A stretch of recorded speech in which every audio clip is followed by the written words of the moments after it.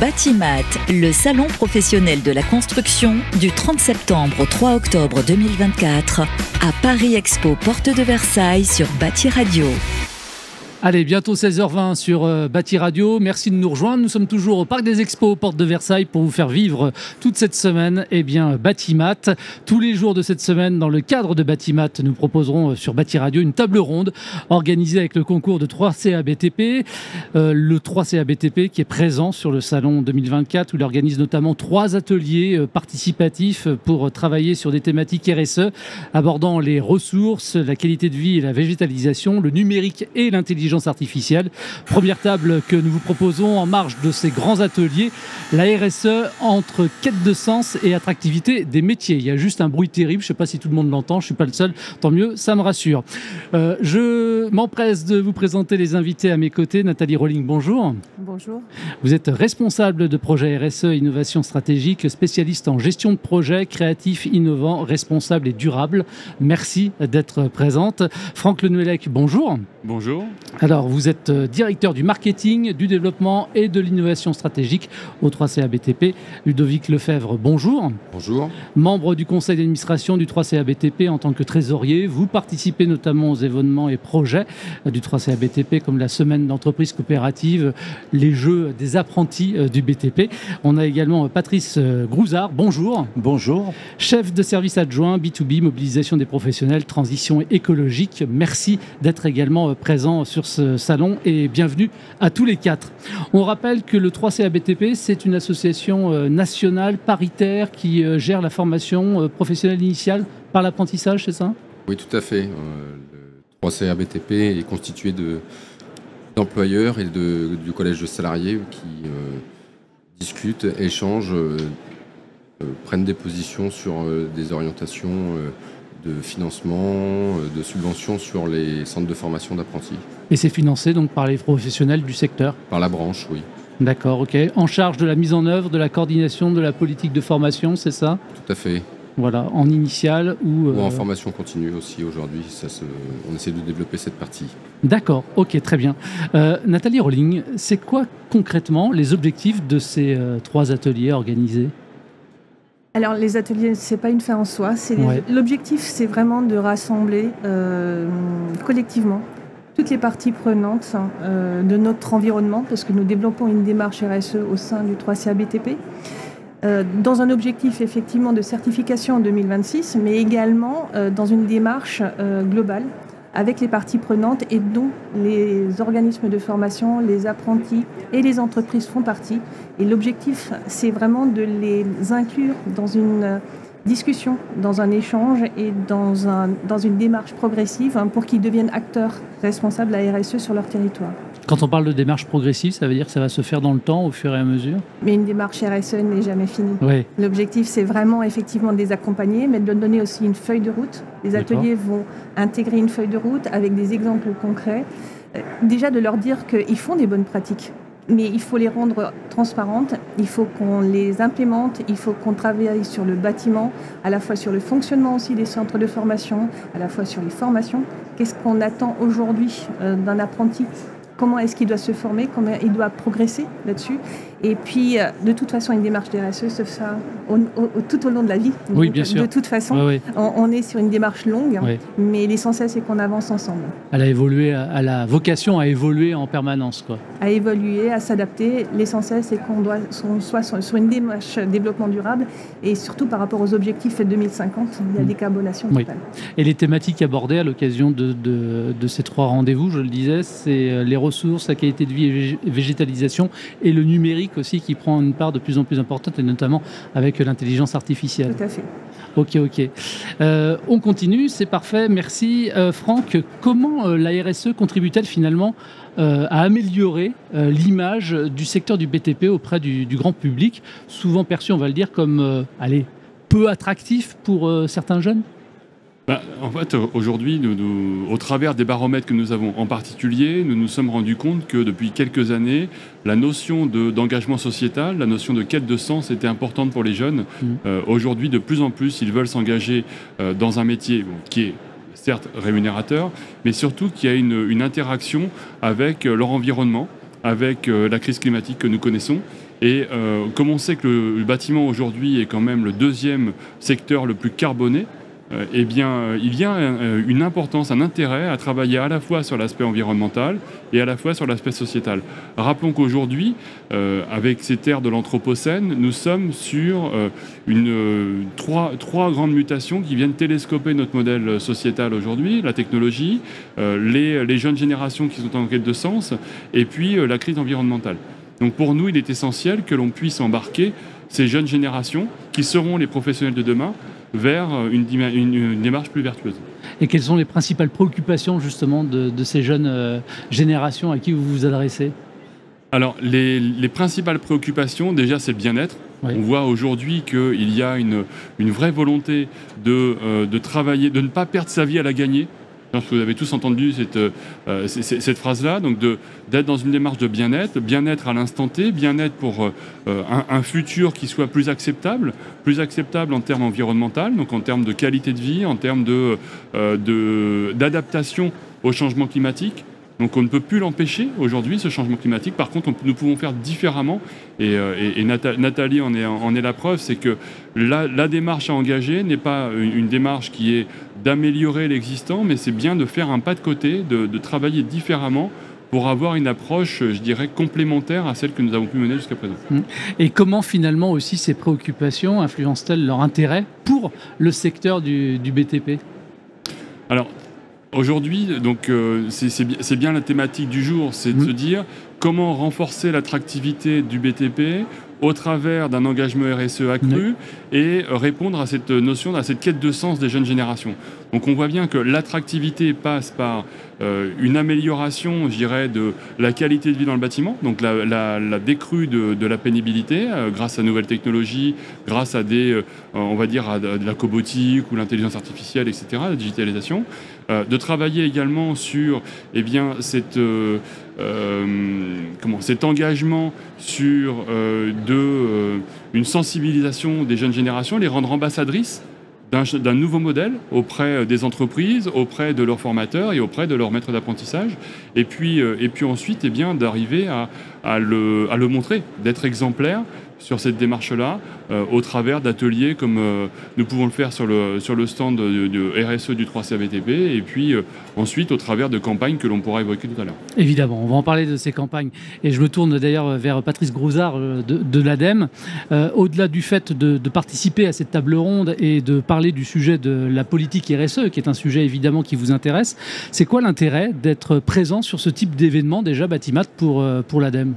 Alors, je crois que Franck Le Noëllec l'a rappelé, le secteur du bâtiment, c'est le deuxième secteur le plus carboné après les transports. Donc, de fait, être à Batimat, pour nous, permet de réaffirmer notre feuille de route qui tient en fait en 3 mots d'ordre. C'est d'abord mettre en place une transition rapide et effective et la plus pertinente possible.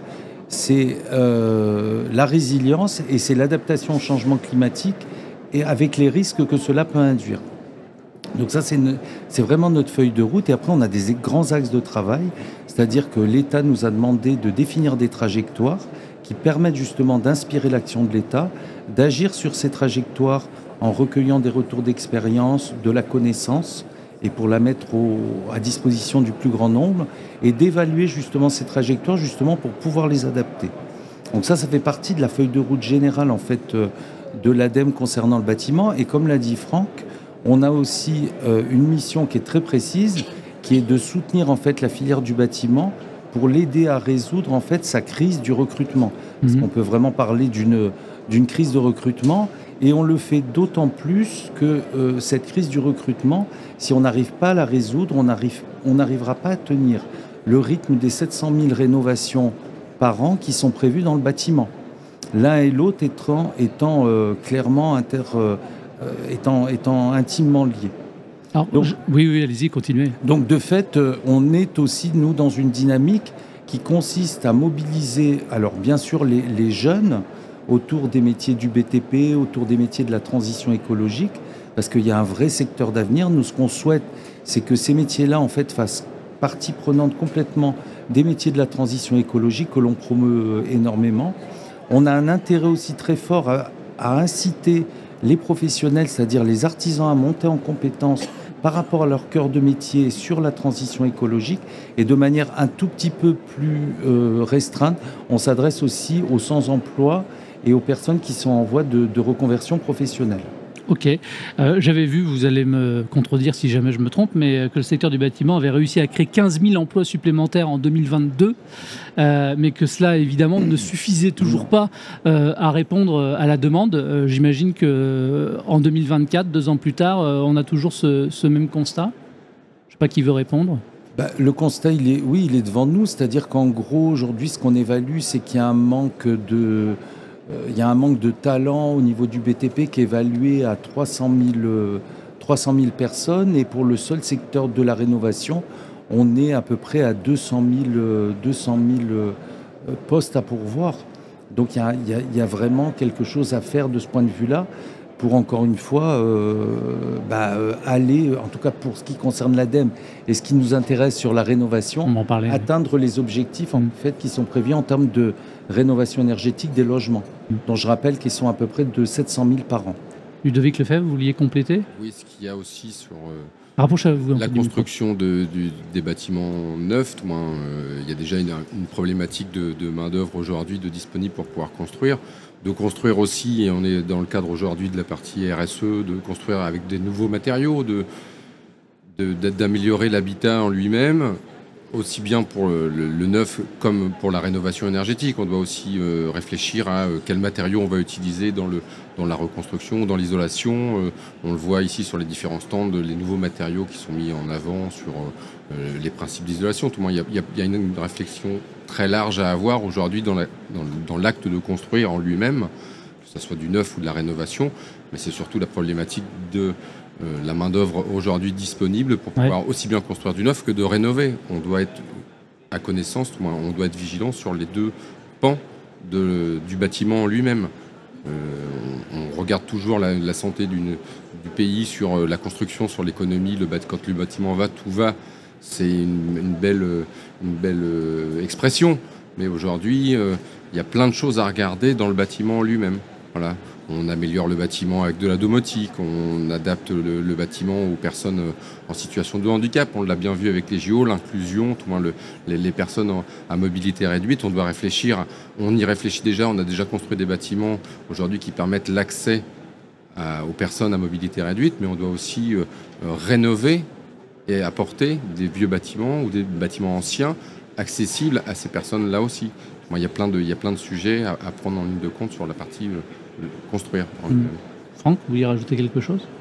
Oui, c'est un véritable enjeu aujourd'hui, d'arriver à capter ces jeunes, capter des jeunes, et on le voit bien, nous sommes bien en retrait par rapport aux objectifs, sans parler des objectifs de la stratégie nationale bas carbone, qui, rappelons-le, fixe à environ 400 000 jeunes, 400 000 pas jeunes, mais 400 000 équivalents temps plein supplémentaires d'ici à 2035 pour répondre aux enjeux de la stratégie nationale bas carbone. Imaginez aujourd'hui, nous, au 3C ABTP, nous avons la vue sur l'intégralité des apprentis en France qui sont formés au métier du BTP, à peu près 105 000 jeunes par an. Sur ces 105 000 jeunes, à peu près 30 à 40% sortent des établissements. Donc vous voyez bien que si nous restons sur le rythme actuel, nous n'arriverons pas à répondre aux enjeux de rénovation. Jamais. Donc nous sommes sur un rythme, si nous sommes sur un rythme crédible, mais ambitieux de plus 7% par an, il nous faut drainer pratiquement 40 à 50 000 candidats supplémentaires par an qui doivent rentrer en formation. Et donc cibler non seulement des jeunes, mais aussi des personnes en reconversion, qui aujourd'hui, quand on prend des opérations comme nous avons pu faire avec Terrefait, qui est spécifiquement sur la rénovation énergétique, près de 30% sont des personnes en reconversion. Donc ça montre bien véritablement la nécessité de travailler en amont, donc d'attirer, mais aussi des fidéliser, et de faire en sorte qu'ils restent également dans le secteur du BTP. Oui, c'est-à-dire que vous devez les attirer et en plus faire de la rétention, quoi. Exactement. Donc voilà, ce sont deux choses sur lesquelles vous axez effectivement. Comment s'est noué finalement entre 3C ABTP et l'ADEME, le partenariat? Comment ça s'est mis en place en fait, ça? Alors, juste avant d'aborder le sujet, moi je veux quand même rappeler aussi le rôle des pouvoirs publics et la volonté des pouvoirs publics par rapport justement à ce renforcement de l'attractivité des métiers du BTP et de la rénovation. Juste pour rappel, en 2022, donc l'ADEME avait bénéficié de financement France Relance qui nous avait permis déjà à l'époque de mettre en place une grande campagne média sous l'égide de la marque France Rénov' et qui nous avait permis quand même de contacter près de 400 000 jeunes. Bon, tous n'ont pas transformé, mais on avait eu cette première forte action, on va dire, d'influence qui avait quand même bien marché. À plus forte raison, on constate effectivement qu'elle a bien marché, on la relance aux alentours du 15 octobre, c'est-à-dire qu'on poursuit cet effort pour déconstruire en fait les a priori négatifs qui circulent autour des métiers du BTP et de la rénovation, et pour bien mettre en exergue que tous ces métiers en fait sont des métiers d'avenir, c'est des métiers de l'innovation, c'est des métiers qui ont du sens, c'est des métiers d'engagement, et on veut vraiment faire passer en fait ce message qui est vraiment primordial. Pour revenir à Terrefait, donc on a effectivement choisi de s'associer au 3CA BTP pour une raison très simple, c'est que nous, de notre côté, effectivement, on est dans la dynamique de cette volonté de l'État de soutenir la filière, et on avait besoin de s'associer en fait à un partenaire dont la force de frappe est reconnue de ce point de vue-là en termes de recrutement via des campagnes digitales comme Boost. Donc en fait, on a joué la synergie entre nos deux compétences, on va dire, apportant chacun d'ailleurs des financements, parce que c'est quand même le nerf de la guerre. Et donc on a mené cette campagne de recrutement digital qui a quand même eu un retentissement assez fort. C'est vrai qu'au niveau de l'État, assez haut niveau aujourd'hui, on nous en demande des bilans et c'est une source d'inspiration, c'est-à-dire c'est une campagne qui est inspirante.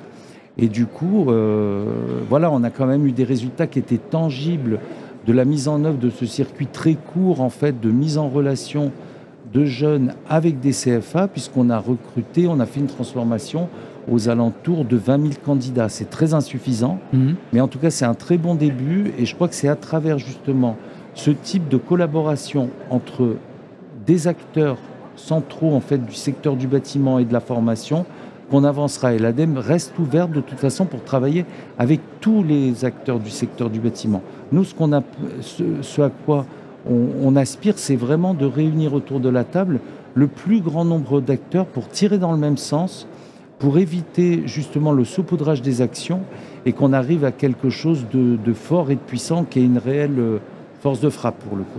Alors concrètement, pour les personnes qui nous regardent ou qui nous écoutent, Terrefait, c'était quoi? C'est une campagne digitale qui informait les jeunes sur les métiers de la rénovation. C'était ça l'idée? En fait, le prétexte, c'était effectivement les épisodes en digital qui mettaient en scène... Oui, c'est des web-séries, quoi, ouais, de 30 épisodes. Qui met en scène, en fait, des jeunes donc, avec lesquels on peut penser qu'il y aura un mimétisme assez fort avec notre cible. On avait aussi des épisodes ambassadeurs, c'est-à-dire qu'on faisait parler des jeunes en CFA qui rendaient compte de leur expérience à l'intérieur des CFA et des professionnels. Et ensuite, il y avait un trafic qui était organisé en fait sur une plateforme, cette plateforme étant en relation directe avec des CFA qui les prenaient en charge derrière. Donc en fait, un circuit vraiment très court qui permettait de concrétiser rapidement. On a beaucoup joué sur l'interpellation, sur l'affinitaire en fait des médias jeunes tels que TikTok, Instagram. Enfin, on a vraiment investi en fait un univers média qui n'est pas nécessairement le nôtre, pas ni celui du 3CA, ni celui de l'ADEME. Mais vous n'avez pas un compte TikTok?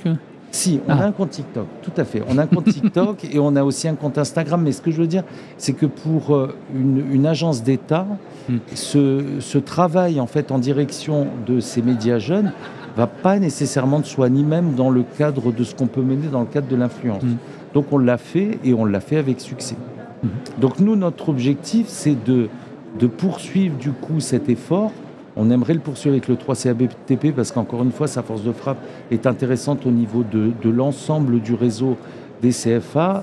On attend aussi, nous, que notre feuille de route soit un peu stabilisée. Un nouvel gouvernement vient de s'installer, etc. Mais en tout cas, on prend rendez-vous parce qu'on est... côté ADEME, en tout cas, la volonté réaffirmée pour continuer à travailler sur le volet du recrutement de jeunes talents notamment. Donc vocation à produire de nouveaux épisodes, quoi, a priori. Alors, ou de nouveaux épisodes. Ou d'une autre forme. Ouais, quel que soit finalement le média, quelle que soit la voix, presque envie de dire, peu importe. L'idée, c'est qu'on continue en tout cas à poursuivre cette dynamique qui a quand même été largement travaillée côté 3CA et ADEME. Et très clairement, on n'a pas envie que ça s'arrête comme ça parce que le travail est de très longue haleine. On l'a vu, les chiffres sont loin des objectifs escomptés, les 200 000 emplois dans la rénovation, les 300 000 dans le BTP, on en est encore loin. Donc c'est un travail de longue haleine et il serait souhaitable effectivement qu'on inscrive notre action dans le long terme avec le soutien de l'État, bien sûr. Donc 3CA BTP est partie prenante évidemment dans ce projet. Pour quelles raisons très concrètement, même si ça apparaît évident comme ça? Ce qui paraît évident, c'est que Ludovic Lefebvre, à ma droite, pourra évoquer aussi un autre dispositif phare que nous avons, qui est la campagne de promotion, la construction. Ça, je vais laisser la parole à Ludovic sur le sujet. Mais sur le sujet Terrefait et Boost, comme évoquait Patrice à l'instant, c'est que nous sommes dans l'attractivité, dans la captation de jeunes. C'est-à-dire que, alors pour parler très, très simplement avec un jargon commercial, c'est du lead qualifié. Ouais. C'est-à-dire que ces candidats sont identifiés très clairement par région, en fonction de leurs attentes, en fonction des métiers qu'ils souhaitent faire, et qui sont directement mis en relation avec les centres de formation pour maximiser le taux de transformation. Voilà, donc pourquoi nous sommes très intéressés? Parce que, comme on le disait tout à l'heure, nous avons pour ambition de répondre aux besoins en compétences de la filière, et donc d'arriver à former des jeunes et des moins jeunes également, et de répondre aussi à des attentes de candidats issus de différents univers pour s'inscrire dans cette démarche-là avec quand même une coloration, on va dire une coloration RSE, une coloration qui passe par cette quête de sens. Donc ils sont engagés dans une démarche vertueuse, ils candidatent au travers de campagnes d'attractivité comme Terrefait ou comme Boost pour ensuite être mis en relation avec les organismes de formation. Oui, ça vous permet de trouver tout de suite les bons profils, en fait. Exactement. Les mettre en adéquation avec les recherches des entreprises. Et on retrouve la même mécanique. Alors, c'est la même mécanique que l'on retrouve dans différents secteurs d'activité. Quand on voit aujourd'hui les différents secteurs, on voit bien qu'il y a une forte dispersion, une forte déperdition, entre des candidats qui cherchent un peu à s'orienter et des candidats qui finissent par signer dans les centres de formation, quels qu'ils soient. Je pense notamment aux entreprises l'OPCO-EP, par exemple, ou l'OPCommerce. Oui. Donc là, il y a une forte déperdition. Ce que l'on essaye de faire au travers de nos dispositifs, c'est de ne pas recruter pour recruter, parce que là, pour le coup, nous allons vraiment perdre en termes de volume de candidats, mais c'est de les capter parce qu'ils ont un projet. Parce qu'ils ont un projet, ils seront plus motivés et donc ils resteront dans le cadre de la formation et donc ils resteront également à l'issue de leur parcours. Alors on va parler d'une autre campagne, mais juste avant peut-être, même si les chiffres ne sont pas encore ceux que vous souhaiteriez, est-ce que malgré tout, oui, vous mesurez quand même l'efficacité de ce type de campagne très concrètement? Oui, tout à fait. Oui, on le mesure parce que, comme ce qu'on disait, il y a des résultats tangibles qui sont clairs au niveau notamment de Terrefait. On était à 20 000 contacts qualifiés et 20 000 mises en contact. Donc, encore une fois, par rapport au volume nécessaire, ça peut paraître peu. Oui, mais c'est déjà un début. Mais c'est déjà beaucoup quand même, parce que c'est pas simple d'attirer justement les publics jeunes vers des métiers qui ne sont pas perçus nécessairement comme valorisants. Donc on est quand même sur un terrain qui est très difficile. Oui. Encore une fois, sur la campagne France Rénov', on a quand même eu 400 000 contacts, c'est pas négligeable non plus. Clairement. On a une transformation, au moins en termes de prise de renseignement, qui est aux alentours de 50%, ce qui est aussi un tout début. Mais on est conscient, nous ADEME comme le 3CA BTP, qu'on doit travailler encore plus, on va dire, notre tunnel de conversion, on va appeler ça comme ça, c'est un terme marketing, mais c'est exactement ça. Il faut qu'on les emmène dans ce tunnel de conversion et qu'on arrive justement à les garder très captifs. Et c'est ça la difficulté, c'est de les intéresser, les interpeller. Je dirais qu'à la limite, on va bien y arriver. Mais après, les garder captifs jusqu'au bout et jusqu'à la transformation pour effectivement qu'ils se forment dans un métier du BTP ou de la rénovation, c'est vrai que le gros enjeu, il est là, quoi, en fait. Et d'où l'intérêt aussi pour les entreprises d'investir dans la RSE, puisque ce sont des sujets de préoccupation majeure aujourd'hui chez les jeunes, en tout cas. Voilà, c'est pas un effet de mode, c'est un vrai sujet. Est-ce qu'on peut parler de la campagne construction, Ludovic? Alors, je peux surtout aussi rappeler que le BTP, c'est quand même deux branches bien distinctes. C'est le bâtiment d'un côté et les travaux publics qui ont tous les deux la démarche RSE et qui doivent être, vois, le TP par les réseaux de chaleur. On parle de bâtiment, de construction d'un bâtiment en lui-même, mais il y a tout ce qui est énergie qui y arrive. Les réseaux de chaleur font partie des réseaux enterrés que les TP mettent en œuvre. Dans toutes les voiries qu'on a malheureusement la problématique de voies ouvertes régulièrement refermées, réouvertes pour les différents passages d'équipements qu'il y a besoin. Pour en revenir à la campagne de la construction, c'est la série Sans filtre où les jeunes expliquent, les salariés des métiers expliquent leur métier sans restriction, sans rien retenir sur comment ils vivent, comment ils perçoivent leur métier. C'est 30 métiers de présenter, aussi bien du bâtiment que des travaux publics. Je tiens toujours quand même à faire la séparation. On parle de BTP au sens large, mais c'est vraiment deux filières. Deux branches qui sont conjointes, mais vraiment avec leur spécificité chacune. Tout le monde, il faut avoir cette idée-là en tête, que c'est dissocié. La série Sans filtre, c'est la deuxième saison. On en a déjà fait une dans la précédente campagne. Elle a très bien été très accrocheur au niveau des jeunes sur l'attractivité, sur la découverte des métiers.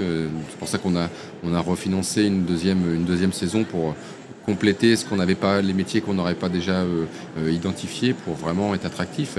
Et tout à l'heure, vous parliez de volatilité des jeunes. Oui, c'est de réussir à les capter, les garder le plus longtemps possible dans notre branche qui est aujourd'hui en manque de salariés.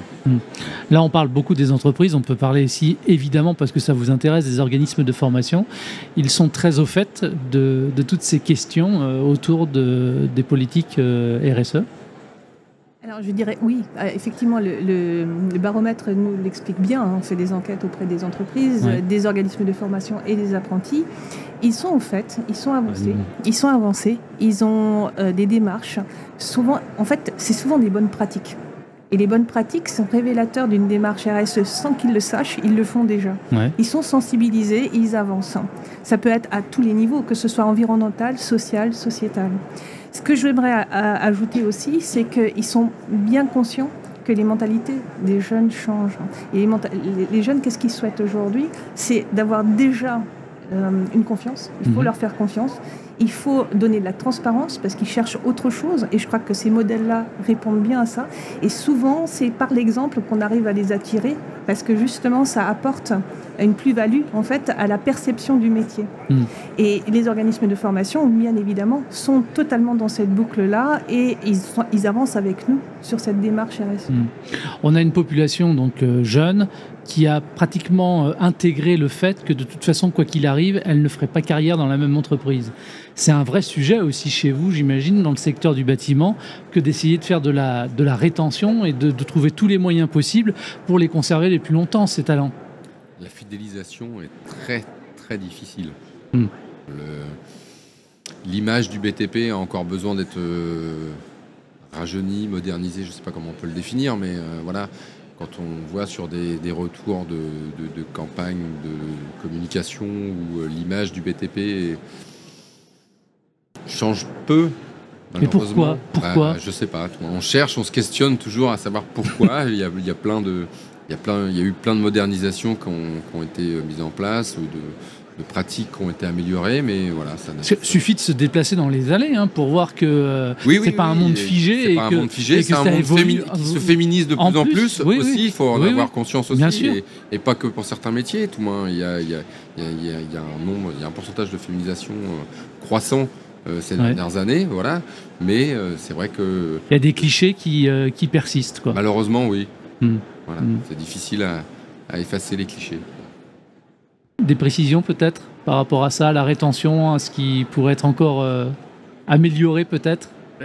Quand on regarde les études de l'Observatoire des métiers du BTP, les femmes représentent 11% des apprentis et représentent 90% des ruptures. Ah oui. Okay. Oui, quand on dit 90% des ruptures, c'est ça, c'est qu'en fait, les jeunes femmes, on va dire, s'arrêtent beaucoup plus vite.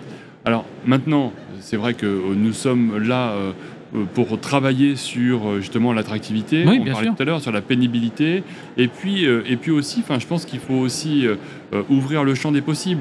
On en parlait encore dans les allées il y a quelques minutes, le décloisonnement. La vision haute d'un projet, la vision de l'ensemble du cycle de vie d'un projet de construction, de la conception jusqu'à la déconstruction.